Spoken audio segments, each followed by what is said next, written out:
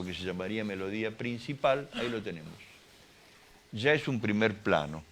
Primero digo porque es el primero que existe, no porque sea el más... En realidad es el más importante porque es la vedette de la historia. La melodía principal es la que hay que sostener, proteger, enriquecer, peinar, ponerle aritos. Es la heroína de la historia. Todo lo demás es el cuerpo de baile que está ahí para dar cuerpo a todo eso. Pero la melodía principal es tan soberana que vive sola. Si yo silbo una melodía ahora, nadie va a decir, pero le falta el acompañamiento. El que va cantando por la calle un tango, está haciendo la melodía principal y nadie le va a decir, che, pero no entiendo los acordes. No hace falta. Sola tiene existencia. No obstante eso, los músicos nos empeñamos en agregarle cosas. Somos como decoradores, como vestuaristas, ¿no? Queremos ponerle la corbatita, aritos, el rubor, no sé, lo que fuere del supuesto embellecimiento. Por eso ahí conecto con lo de mi vieja, que decía, ¿pero hace falta todo lo otro?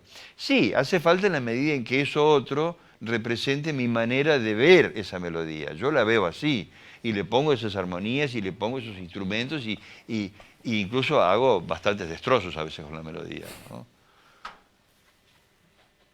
Melodía principal.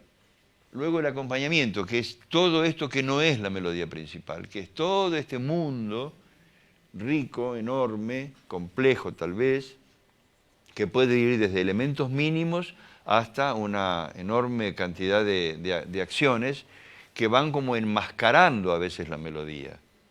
Un oído a veces no tan entrenado puede hasta no distinguir rápidamente cuál es la melodía. Puede confundirla, o a veces quizá el arreglador no muy hábil ha podido no medir bien las consecuencias y a lo mejor hace más protagónico un elemento en desmedro del hecho melódico. Es decir, todo esto también son responsabilidades del arreglador, más allá del instrumentista que va a tocar eso, ¿no? Pero el instrumentista en definitiva está sometido a lo que está escrito. Le puede dar una vida, le tiene que dar la vida que le tiene que dar el instrumentista, pero en realidad el papel es lo que está diciendo qué es lo que hay que tocar. El acompañamiento ya lo veremos después. Y la melodía secundaria, que sería como una especie de prima hermana, como de socia, como ¿cómo diríamos?, de hermana menor. La melodía secundaria es otro hecho melódico, como la melodía principal, pero como es secundaria, no aparece al principio, aparece después. ¿Cuándo aparece? Puede no aparecer. Aparece después. ¿Y para qué quiero una melodía secundaria? No me alcanza con la melodía principal. Sí me alcanza, pero llegado un momento en el fenómeno sonoro, el oído es por donde entran las cosas, la mente de uno, la existencia de uno, requiere otra cosa. Requiere que eso que ya escuché esté modificado. Necesito de esa modificación. Esa modificación a veces es tan intensa que resulta que aparece no la melodía original modificada, aparece otra melodía, que es la que llamaríamos melodía secundaria. Y se instala ahí, dice, permiso, yo soy la melodía secundaria. Y aparece a veces tan bella o más bella que la principal, lo cual pareciera ser un hecho no conveniente, porque ¿cómo voy a hacer algo más bello que lo que se supone que es lo más bello de todo, que es la melodía principal? Bueno, a veces ocurre, y en un ejemplo que encontraremos después vamos a percibir esto. Esta melodía secundaria vendría como a reactivar el interés de la escucha, como a reavivar lo que ya pasó, para no escuchar lo que ya pasó otra vez y para no hacer modificaciones medio tímidas. Ahora aparece bien la prima hermana de la melodía principal.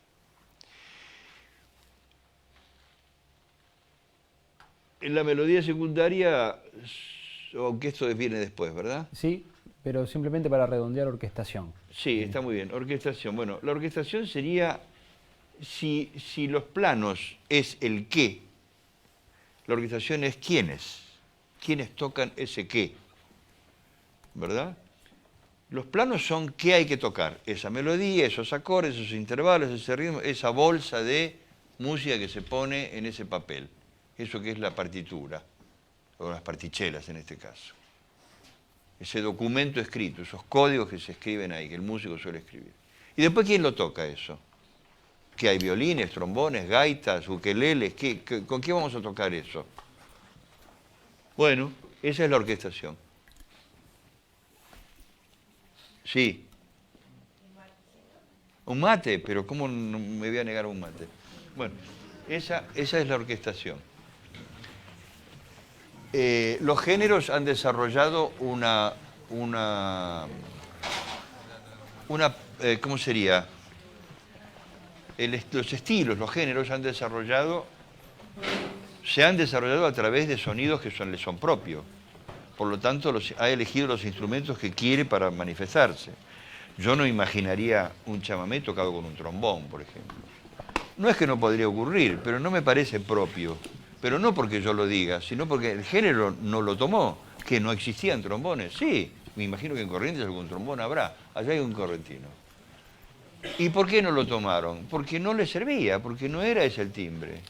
Entonces la tímbrica de cada género pareciera que también hace un poco, un poco no, hace bastante a la sonoridad.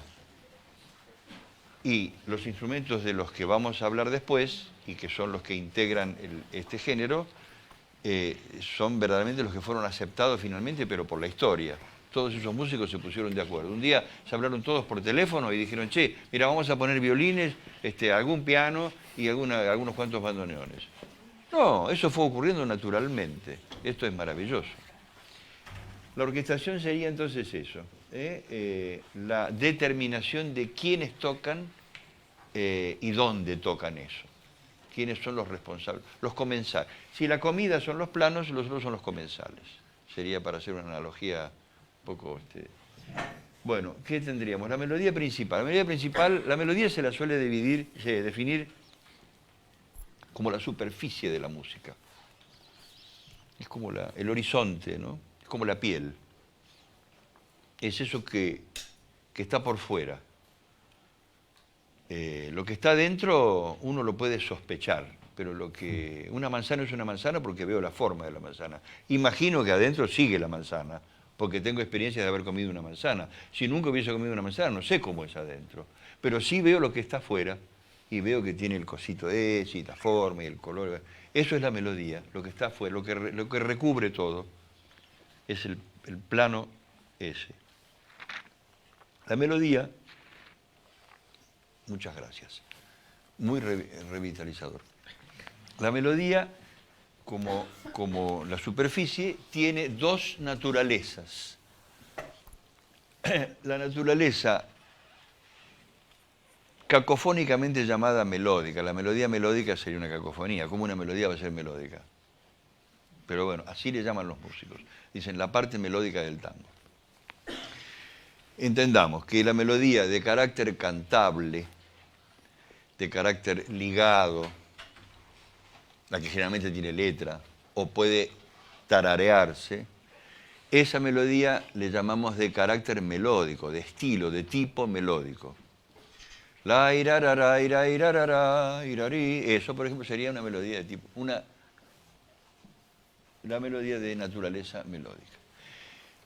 Pero está la otra melodía que es la de carácter rítmico, donde es lo contrario, no es cantable, no son sonidos ligados, nadie le podría poner letra. Por ejemplo, la yumba. Y ya, ¿se entiende? No dice la irararira, irararira, que sería la yumba transformada melódicamente. Pero naturalmente la yumba no ha sido parida así, ha sido compuesta como una melodía rítmica. Ahí tenemos dos melodías, la de naturaleza melódica y la de naturaleza rítmica. Lo curioso y lo interesante es que el arreglador dispone de una herramienta formidable para transformar una en otra. La transformación generalmente ocurre en un sentido, de melódico a rítmico. Lo inverso no es tan frecuente y no suele dar tan buenos resultados y no es tan interesante. Por lo tanto, siempre pensemos que las acciones del arreglador es intentar modificar una melodía originalmente melódica en una melodía rítmica. ¿Y esto para qué? Bueno, porque decíamos antes, el oído, el cerebro humano necesita cambios, no puede sostener mucho tiempo un mismo evento. Si ahora escucháramos un sonido único que no termina nunca, dejaríamos de escucharlo. Esto es una de las leyes de la Gestalt, ¿no? Los límites de las cosas para que el cerebro pueda comprenderlos. Por eso el ser humano no comprende qué es lo infinito. Necesita la finitud. Algo debe comenzar y terminar. Y debe hacerlo en los parámetros que mi cerebro pueda comprenderlos. Una situación demasiado larga, salvo que quisiéramos generar bostezos, somnolencia u otros efectos más de otra naturaleza, un concepto no puede ser comprendido, un concepto sonoro, lo que fuere, no puede ser comprendido si no tiene límites claros y precisos. A eso que ocurrió con sus límites, debe continuarle algo que sea algo que deviene de aquello o algo que se opone a aquello, o que le responde de alguna manera, pero que se relaciona con aquello. Si no se relacionara con aquello, tampoco comprendería al final de qué me están hablando. Pero esto pasa con el lenguaje. Las palabras tienen un inicio y un final, las frases tienen un inicio y un final, los conceptos empiezan y terminan. Y todo lo que va ocurriendo, cada cosa que se va sumando, hace alusión a lo anterior, lo mencione o no lo mencione. Esto es, en realidad, el fenómeno también de la música. Razón por la cual la transformación es un elemento importantísimo para que el arreglador pueda modificar algo que originalmente es melódico en rítmico. ¿Y para qué? Para generar cambios, porque el cerebro necesita cambios. Entonces, una melodía que fue presentada de manera original, melódica, que luego esa misma melodía ocurra rítmicamente, satisface una necesidad básica. No es el único cambio, en realidad el arreglador lo que hace es el artífice de los cambios, va poniendo ese acontecimiento y lo va variando, casi como un cocinero, ¿no?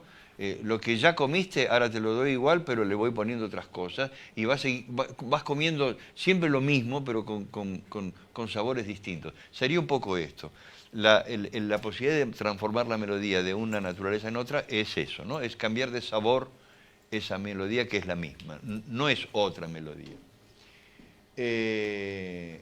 Esa transformación ocurre a través de dos procedimientos que son cambiar la articulación, si antes era ligado, ahora ya no será ligado,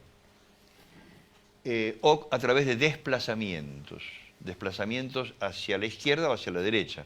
Es decir, algo empieza antes o algo termina después, que serían los desplazamientos hacia un lado o hacia otro. Ahí lo estamos viendo. Los desplazamientos, como dije, tienen desplazamientos hacia la derecha, como está el primero, generando lo que yo le llamo, o lo que podríamos llamar, estructuras acéfalas, es decir, acéfalo es sin cabeza, ¿no? Algo que comenzaba en un tiempo, ahora comienza después de ese tiempo, o en la mitad siguiente, con lo cual antes hay un silencio. En vez de decir tarararira, digo un tarararí, ya eso lo desplacé hacia adelante, ya hay una acefalía, ahí hay un momento vacío. ¿Se comprende esto? Bien, esto es interesante. O bien terminan antes, como que se contraen. Esto es como una dilatación, ¿no? Y lo otro es una contracción, una síncopa. Yo digo tarararira, pero puedo decir tarararira y terminé antes. Esto que acabo de hacer no es artístico y no piense que estoy componiendo nada. Es simplemente para mostrar cómo corro los muebles, para aquel lado o para este, ¿no? Cómo les voy dando otra ubicación, con lo cual la nota es la misma, sí, pero su ubicación no es la misma, con lo cual la rítmica cambió. Estos fenómenos pueden ocurrir a nivel de corchea, puedo desplazar solamente ese tipo de valores o más, o un poco más. Las famosas variaciones del tango, tiqui, tiqui, tiqui, tiqui, tiqui, tiqui, tiqui, en definitiva terminan siendo desplazamientos y impregnación de semicorcheas. Pero eso es un tema más específico que lo podemos hablar o no después. El asunto, por ejemplo, acá vamos a ver qué pasa, por ejemplo, con este tango. ¿Todos conocen Tiempos Viejos? Veo que no. Bueno, tienen que escuchar más tango. ¿Te acordás, hermano, qué tiempos aquellos? ¿Se acuerdan de eso? Ah, ahora sí. Se acuerdan más de la letra que del tango, ¿no? Dice esto. Lo voy a tocar bien.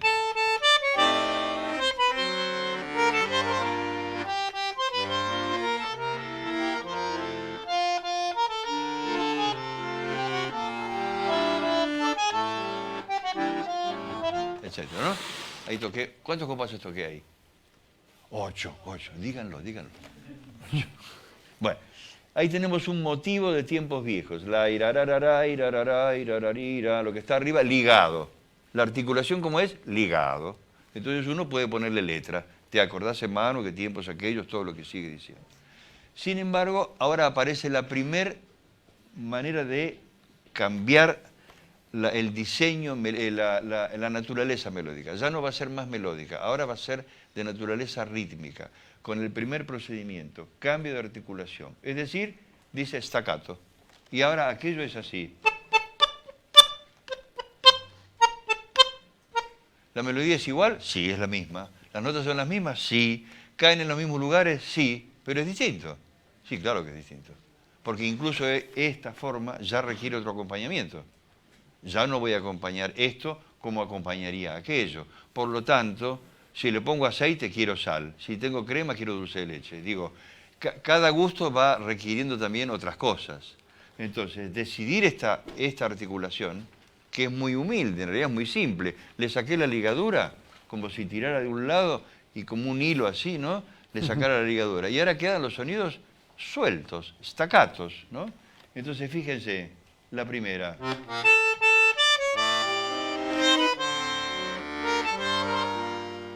Y ahora.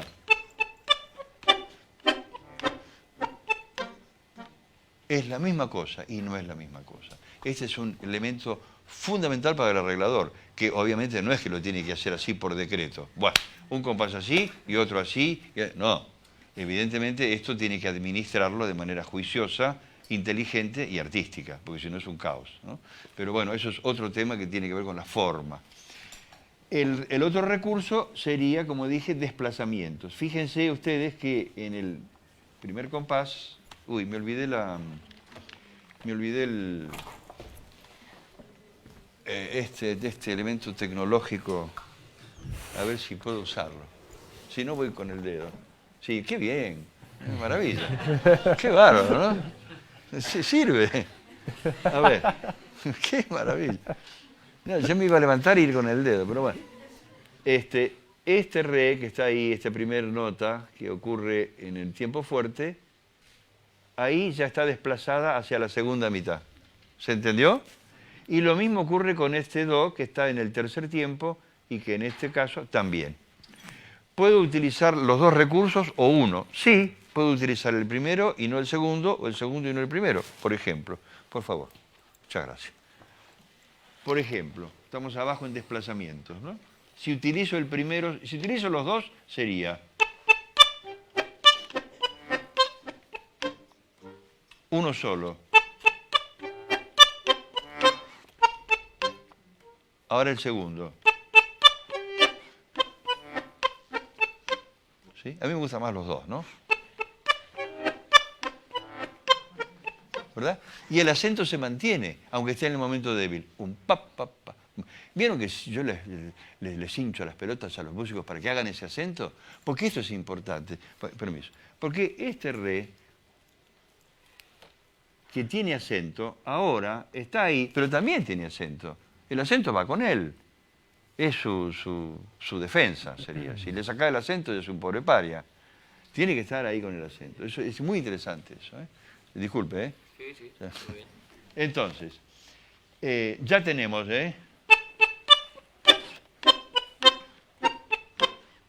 O abajo. Hay otro ejemplito, arribita del 2A, esto, donde si pueden ver están las dos primeras valores de los grupos. Estos son grupos acéfalos, ambos.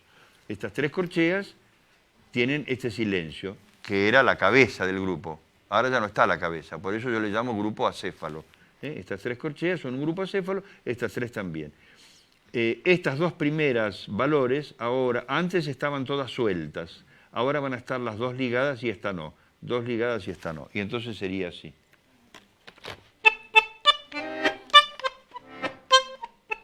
¿Sí? Si esa articulación es clara, es precisa y está alojada donde debe estar, en definitiva está indicando también incluso un estilo. Esto empieza a sonar un poco a Pugliese, pero es, ¿no? Como...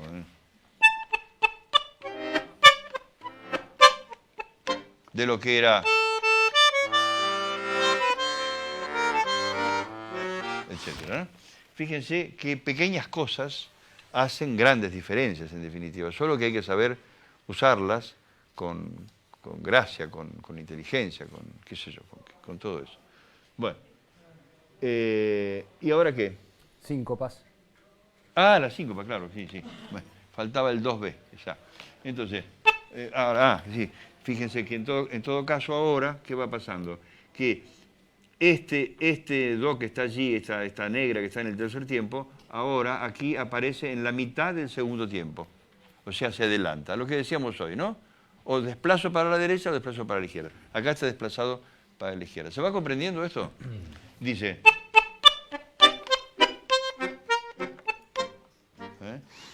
Y si los ligo, como está el dibujito de arriba...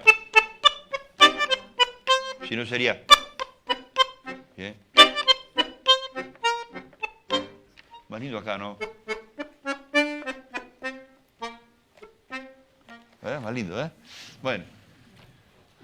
Ahí tenemos un breve muestrario mínimo de las cosas, de muchas cosas que se pueden seguir haciendo con la melodía principal que allá hemos visto. Acompañamiento.